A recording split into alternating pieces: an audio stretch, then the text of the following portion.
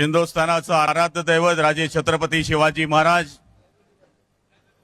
भारतीय घटनेचे घटनाकार डॉक्टर बाबासाहेब आंबेडकर, श्री शिक्षण पुरस्कर्ते महात्मा फुले सावित्रीबाई फुले, महर्षी वाल्मिकी, संत रोहिदास, अहिल्याबाई होळकर यांच्या स्मृतीस अभिवादन करून शिवसेनेच्या 60व्या वर्धापन दिनाच्या निमित्तानं व्यासपीठावर उपस्थित असलेले शिवसेनेचे मुख्य नेते नामदार एकनाथ शिंदे साहेब, व्यासपीठावर उपस्थित असलेले शिवसेनेचे नेते आदरणीय रामदासभाई अडसूर साहेब, प्रतापरावजी जाधव, सगळ्यांचं नाव घेण्याची इच्छा आहे पण कमी वेळ असल्यामुळे सगळ्या व्यासपीठाची माफी मागून सन्माननीय व्यासपीठ, समोर बसलेल्या सगळ्या माझ्या शिवसैनिक बांधवांनो, माता भगिनींनो आणि पत्रकार मित्रांनो, शिवसेनेच्या वर्धापन दिनाच्या 60व्या वर्धापन दिनाच्या निमित्तानं मी तमाम शिवसैनिक बांधवांना माझ्या भगवामय या ठिकाणी शुभेच्छा देतो। 60 हा आकडा नाहीये, 60 हा संस्कार आहे, हा इतिहास आहे, हा संघर्षाचा आणि निष्ठेचा अध्याय आहे। मला आठवतं ज्यावेळेस मी 1985-86 सालामध्ये शिवसैनिक म्हणून शिवसेनेमध्ये आलो, मराठी माणसाच्या न्याय हक्कासाठी, हिंदुत्वाच्या रक्षणासाठी लढणारी संघटना शिवसेना म्हणून मी शिवसेनेचं काम सुरू केलं। आज मला आठवतंय की त्या 60 वर्षाचं फलश्रुती म्हणून आज ही जी गर्दी दिसते आहे, या ठिकाणी जे तमाम शिवसैनिक दिसतायत त्याच्यामध्ये 40 वर्ष काम केलेले शिवसैनिक, तर आजपासून नवे शिवसैनिक म्हणून जे काम करतायत त्या सगळ्यांची सांगड या ठिकाणी आहे। हिंदुहृदय सम्राट शिवसेना प्रमुखांनी हे छोटंसं रोपटं लावलं। त्यावेळेस सत्ता नव्हती, पैसा नव्हता, वाहनं नव्हती, त्यावेळेस फक्त एक विश्वास होता, मराठी माणसावर होणारा अन्याय, हिंदुत्वावर होणारा अन्याय आणि त्याचबरोबर या ठिकाणी आपल्या माणसाला न्याय देण्याकरता, हिंदुत्वाचं रक्षण करण्याकरता जी संघटनेचे विचार आहे त्याच्या भरोशावर हे काम सुरू झालं।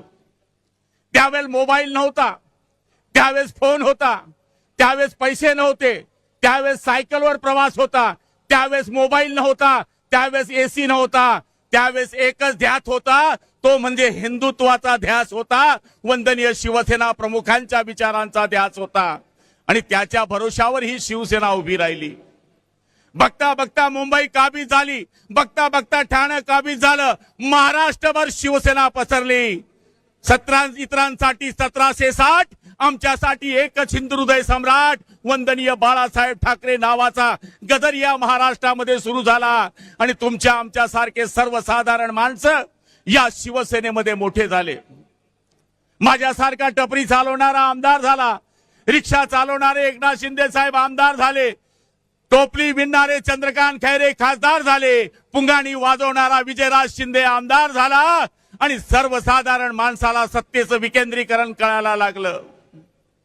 ही शिवसेना वाढत असताना शिवसेनेला झटके मिळाले, शिवसेनेतून अनेक गेले आणि त्यावेळेस आम्ही म्हणालो गेले ते कावळे आणि राहिले ते मावळे। त्या शिवसेनेच्या मागे शिवसेना प्रमुखांनी सांगायचं आणि आम्ही शिवसेनेचं काम करायचं, अशा पद्धतीचं काम सुरू झालं। पण काही दिवसांनी आपण पाहिलं या ठिकाणी सत्तेचं वादळ सुरू झालं। 19 साली आपल्या ह्या निवडणुका पार पडल्या, शिवसेना भारतीय जनता पार्टीचे युतीचं बहुमत आलं आणि अचानक त्या बहुमतामध्ये ठिणगी पडली। समविचारी लोकांची फारकत फाडून ज्या विचाराशी बाळासाहेबांना कायम फारकत ठेवली होती त्या विचाराशी आय लव्ह यू म्हटलं गेलं आणि ज्या माणसाला मोटरसायकल चालवायचं लायसन नव्हतं त्या माणसाला ट्रक चालवायचं लायसन दिलं गेलं। त्या ठिकाणी 4 कुमुकले आले, त्यांनी माणसाला लोटण्याचा प्रयत्न केला आणि काय सांगावं, जणू काही शिवसेना आता संपणार आहे अशा पद्धतीचं चित्र महाराष्ट्रामध्ये निर्माण झालं। घरामधून सत्ता सुरू झाली, ऑनलाईन सत्ता सुरू झाली, ऑफलाईन सत्ता बंद झाली आणि अचानक उठाव झाला. उठावामध्ये आमदारांनी निश्चय केला की होय, आम्हाला शिवसेना प्रमुखांची शिवसेना वाचवायची आहे, म्हणून सगळे शिंदे साहेबांकडे जायला लागले, काम करून घ्यायला लागले. त्यावेळेस आम्ही गुवाहाटी गेलो. गुवाहाटीला झालेला परिणाम पाहिला. 33 देशांनी त्याची नोंद केली. हु इज एकनाथ शिंदे? एकनाथ शिंदे कोण आहेत? हा महाराष्ट्राचा एक टायगर आहे, हा एक वाघ आहे देशामध्ये आणि बाहेर देशामध्ये सिद्ध झालं. होय, तिथून आम्ही निघालो आणि एक ज्याला मी माझा माल म्हणतो तो सत्तेतून म्हणाला की म्हणले 40 रेडे या मुंबईमध्ये आले तर कापले जातील. पण आम्ही 40 रेडे या मुंबईमध्ये आलो. त्या रेड्यांनी या मुंबईमध्ये येऊन सत्ता स्थापन केली आणि आज मला सांगायला आनंद वाटतोय की आमच्यावर जी टीका होते आहे की आदरणीय एकनाथ शिंदे साहेबांनी 6 खासदार या ठिकाणी ऑपरेशन टायगरने केले आणि काल ते बोलले यांना मारा, यांना ठोका, साले, भडवे, रेडे अशा पद्धतीनं वाखोल्या वाहिल्या गेल्या. अरे रावसाहेब, तुम्हाला मराठीत बोलता येतं. जर गुलाबरावाच्या पाटलाची आईराणीची शिवी जर तू ऐकली ना, आई शपथ तू जागेवरून 4 दिवस उठणार नाही. याचं कारण आज या शिंदे साहेबांनी हे दाखवून दिलंय आणि ते यांच्यावर आव्हान करतायत.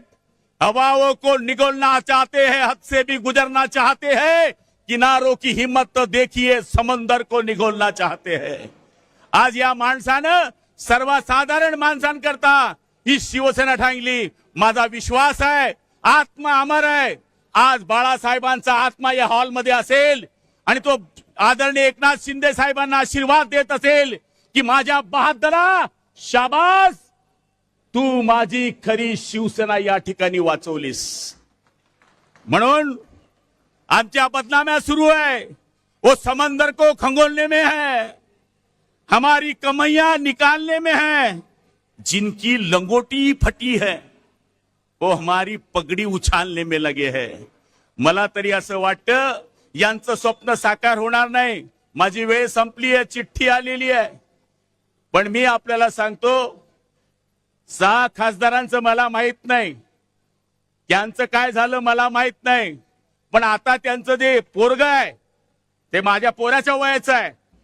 ते म्हणायला लागलं की हे 6 लोक फुटले, पैशाच्या भरोशाने फुटले.